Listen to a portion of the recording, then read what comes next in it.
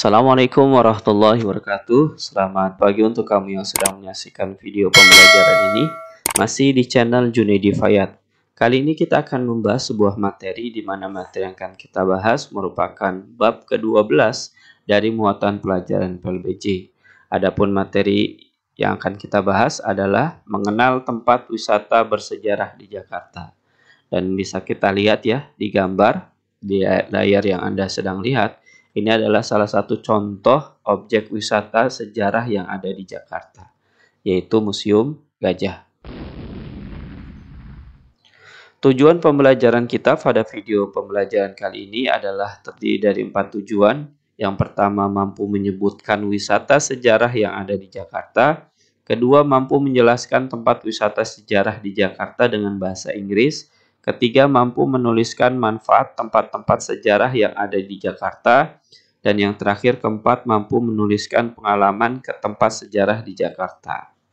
4 ini adalah target dari video pembelajaran kita pada kali ini. Oleh karenanya, untuk kamu yang sedang menyaksikan video ini, yuk simak dan cermati video ini dengan baik agar kamu mudah dalam memahami materi yang akan kita bahas. Di sini bisa kita lihat ya, ada seorang anak yang sedang berkunjung ke sebuah museum. Namanya adalah Monumen Pancasila Sakti. Pagi-pagi sekali Amri dan teman-teman sekelasnya sudah hadir di sekolah. Hari ini Bu Guru akan mengajak siswa kelas 4 belajar di luar kelas dengan mengunjungi Monumen Pancasila Sakti. Monumen tersebut terletak di Jalan Raya Pondok Gede, daerah Lubang Buaya, Jakarta Timur. Mereka berangkat dari sekolah tepat pukul 7 dengan membawa perlengkapan sesuai yang diperlukan.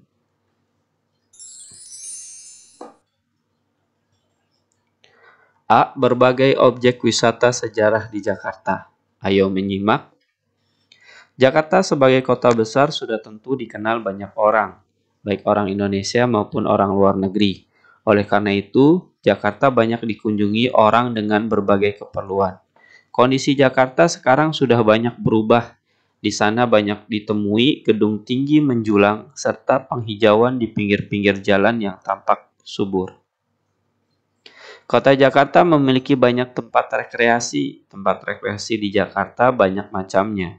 Contoh objek di Jakarta adalah objek wisata sejarah. Misalnya, objek wisata museum, monumen, dan masih banyak lagi yang lainnya. Tempat wisata bersejarah memiliki daya tarik karena bisa mendapat kesenangan dan memberi ilmu pengetahuan yang sangat berguna bagi masyarakat. Yang pertama, objek wisata sejarah di Jakarta Utara. A. Museum Bahari. Di Museum Bahari tersimpan benda-benda bersejarah di bidang kelautan atau kebaharian. Koleksi-koleksi yang disimpan terdiri atas berbagai jenis perahu tradisional dengan aneka bentuk, gaya, dan ragam hias, hingga kapal zaman VOC. Dan ini bisa kita lihat ya di gambar pojok kiri atas adalah museum yang sedang kita bahas. Selain itu, ada pula berbagai model dan miniatur kapal modern dan perlengkapan penunjang kegiatan pelayaran. Juga peralatan yang digunakan oleh pelaut pada masa lalu seperti alat navigasi, jangkar, teropong, model mercusuar, dan meriam.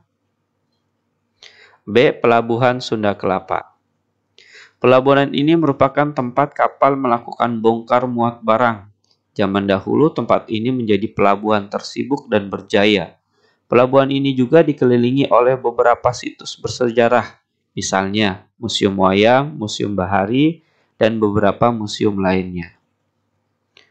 C. Kampung Luar Batang. Dan ini adalah gambar fasilitas masjid yang ada di Kampung Luar Batang.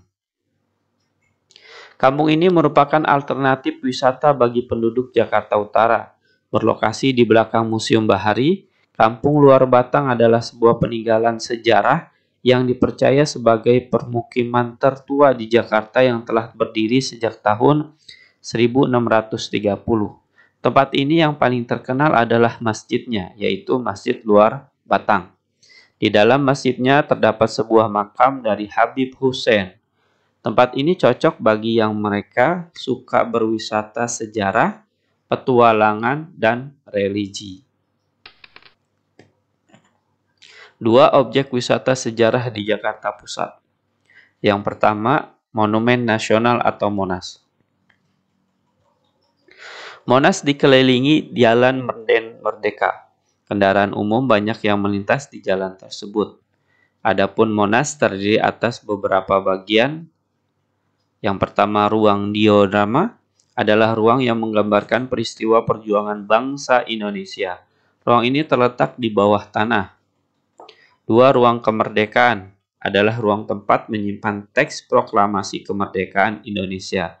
Bendera pusaka merah putih, lambang negara, dan rekaman suara Bung Karno ketika membacakan teks proklamasi. Dan bisa kita lihat ya gambar Monas yang sering atau kita pernah jumpai. 3. Peralatan cawan adalah tempat para pengunjung yang akan naik ke puncak Monas menggunakan lift. Dan ini adalah fasilitas ketiga yang bisa kita rasakan. 4. Tugu adalah ruang atau tiang yang di dalamnya terdapat lift untuk naik dan turun. 5. Api kemerdekaan adalah lidah api yang terbuat dari perunggu dilapisi emas dari puncak Monas. Kita dapat melihat keadaan seluruh penjuru kota Jakarta. B. Museum Gajah. Museum Gajah juga disebut Museum Nasional. Museum ini terletak di Jalan Medan Merdeka Barat, berhadapan dengan Monas. Di museum ini tersimpan berbagai benda bersejarah berupa patung-patung dan peralatan rumah tangga yang digunakan pada zaman dahulu. C. Tugu atau Monumen Proklamasi. Dan ini gambarnya ya, ada 2 ya. Karena Bapak Proklamator ya, kita terdiri dari 2. Yang pertama adalah Bung Karno dan yang kedua pendampingnya adalah Bung Hatta. Tugu proklamasi dibuat untuk menang tokoh proklamator dan tempat terjadinya peristiwa pembacaan teks proklamasi kemerdekaan Republik Indonesia pada tanggal 17 Agustus 1945. Yang kedua, Museum Perumusan Naskah Proklamasi. Museum Perumusan Naskah Proklamasi atau yang biasanya disingkat menjadi Munasprok ini merupakan kawasan yang cukup penting. Kita semua mengetahui bahwa perumusan naskah proklamasi yang dibacakan oleh Bapak Soekarno dirumuskan dalam rumah seorang laksamana Jepang. Namanya Laksamana Maeda. Gedung Sumpah Pemuda. Museum Sumpah Pemuda adalah sebuah museum sejarah perjuangan kemerdekaan Republik Indonesia yang berada di Jalan Keramat Raya nomor 106, Jakarta Pusat. Museum ini memiliki koleksi foto dan benda-benda yang berhubungan dengan sejarah Sumpah Pemuda 1928, serta kegiatan-kegiatan dalam pergerakan nasional kepemudaan Indonesia. 3. Objek wisata sejarah di Jakarta Timur. A. Taman Mini Indonesia Indah atau TMII. Taman Mini Indonesia Indah adalah sebuah taman yang di dalamnya terdapat anjungan dari provinsi di Indonesia dalam ukuran kecil. Di Taman Mini Indonesia ini terdapat beberapa museum antara lain Museum Keprajuritan, 2 Museum Keperagaan, Museum Peragaan Ilmu Pengetahuan dan Teknologi atau IPTEK, 3 Museum Komodo, dan keempat adalah Museum Minyak dan Gas Bumi atau Migas.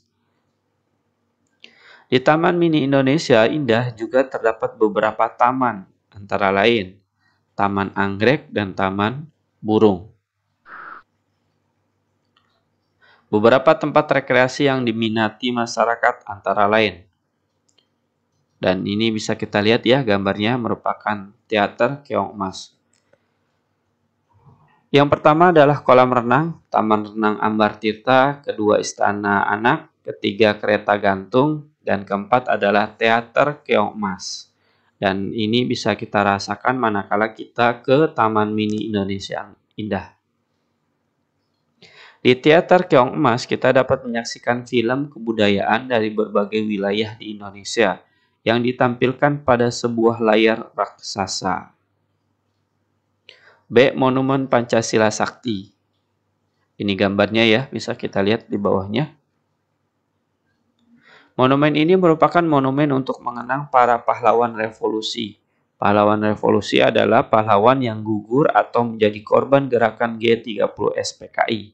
Monumen ini terletak di Jalan Raya Pondok Gede, daerah Lubang Buaya, Jakarta Timur. 4 objek wisata sejarah di Jakarta Barat. A. Museum Fathahillah, dan ini gambarnya ya. Di museum ini tersimpan beberapa benda-benda kuno bersejarah.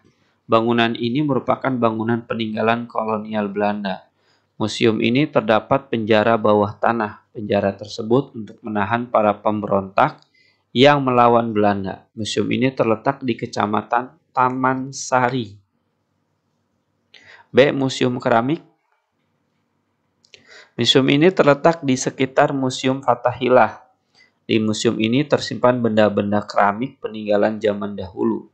Bangunan yang semula dikenal sebagai Gedung Bicara atau Raad van Justice di zaman kolonial Belanda. Berdiri sejak tahun 1870 dan pada tanggal 20 Agustus 1976 resmi difungsikan sebagai Museum Seni Rupa dan Keramik. C. Museum Wayang. Museum ini terletak di Jalan Pintu Besar Utara nomor 27, sebelah barat dari Museum Sejarah Jakarta. Museum Wayang menempati lahan bekas gereja Belanda Oude Hollandse Kerk 1640 sampai 1732 dan gereja New Hollandse Kerk 1736 hingga 1808 yang kemudian hancur akibat gempa bumi. D. Museum Bank Mandiri. Museum ini terletak di Jalan Lapangan Stasiun nomor 1 Jakarta Barat dan merupakan bagian dari cagar budaya kota tua di Jakarta. Koleksi museum terdiri dari berbagai macam koleksi yang terkait dengan aktivitas perbankan tempo dulu dan perkembangannya. Koleksi yang dimiliki mulai dari perlengkapan operasional bank, surat berharga, mata uang kuno, numismatik, brand khas, dan lain-lain. E. Museum Bank Indonesia. Museum ini terletak di Jalan Pintu Besar Utara nomor 3 Jakarta Barat, depan Stasiun Beos Kota. Museum ini menyajikan informasi peran Bank Indonesia dalam perjalanan sejarah bangsa yang dimulai sejak sebelum kedatangan bangsa Barat di Nusantara hingga terbentuknya Bank Indonesia pada tahun 1953 dan kebijakan-kebijakan Bank Indonesia. 5. Objek wisata sejarah di Jakarta Selatan. A. Museum Satria Mandala. Museum ini merupakan tempat penyimpanan berbagai senjata dan peralatan perang yang digunakan oleh TNI ketika Perang Kemerdekaan. Museum ini terletak di Jalan Gatot Subroto nomor 14. Bangunan ini merupakan bekas dari rumah salah satu istri Presiden Soekarno, yaitu Ratna Sari Dewi Soekarno. Seperti tujuan didirikan, museum ini untuk mengenang perjalanan TNI atau Tentara Nasional Indonesia. Dan ini gambarnya ya, bisa kita lihat. Di museum ini kita bisa sedikit banyak belajar mengenal atau mengenai perjalanan sejarah TNI yang juga bisa dikatakan mengiringi terbentuknya negara Republik Indonesia. B. Museum Reksa Arta. Museum ini cukup menarik karena museum ini menyimpan sarana pembuat uang pada zaman dahulu. Sesuai dengan namanya yaitu reksa yang berarti menjaga dan arta yang berarti uang. Museum yang berlokasi di Cilandak, Jakarta Selatan ini mempunyai koleksi mesin uang yang masih terawat dengan baik. B. Manfaat tempat rekreasi bersejarah. Berikut manfaat tempat rekreasi bagi para pengunjung. Nah, di sini bisa kita lihat ya, ada 6 manfaat yang bisa kita rasakan. Yang pertama, menghilangkan kejenuhan. Kedua, menambah pengetahuan. Ketiga, menambah pengalaman. Keempat, menghibur hati. Kelima, mengagumi hasil karya orang lain. Dan yang terakhir, keenam, menambah rasa syukur kepada Tuhan. Manfaat tempat rekreasi bagi penduduk sekitar. Tempat rekreasi.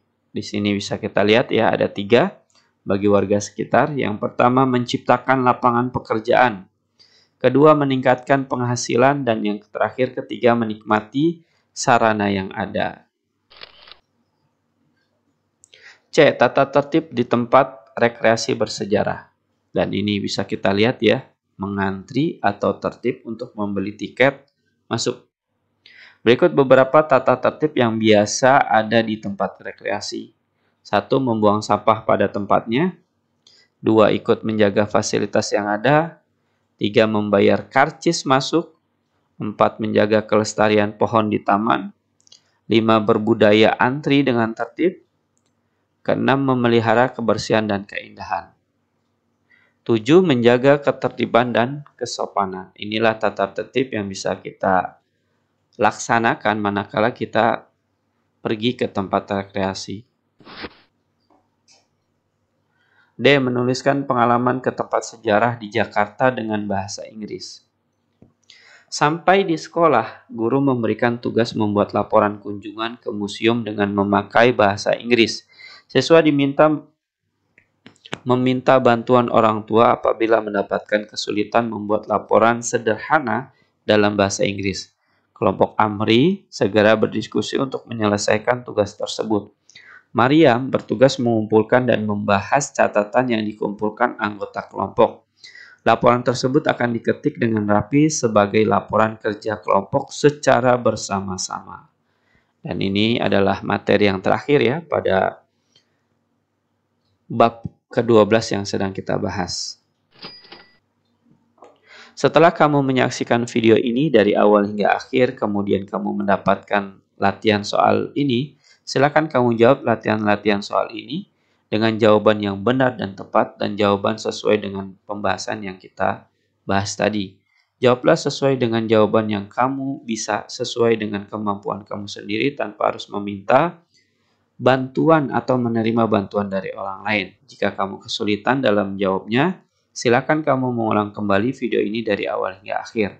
Mudah-mudahan dengan cara tersebut kamu dapat menemukan jawaban yang sedang kamu cari. Selamat mencoba, selamat mengerjakan. Saya doakan kamu bisa dalam menjawab soal latihan ini dengan jawaban yang benar dan tepat. Demikianlah pembahasan kita pada bab ke-12 dari muatan PLBJ untuk kelas 4. Mudah-mudahan dengan kamu menyaksikan video ini, kamu dapat menambah wawasan dan ilmu pengetahuan kamu. Sekian dari saya, terima kasih. Wassalamualaikum warahmatullahi wabarakatuh.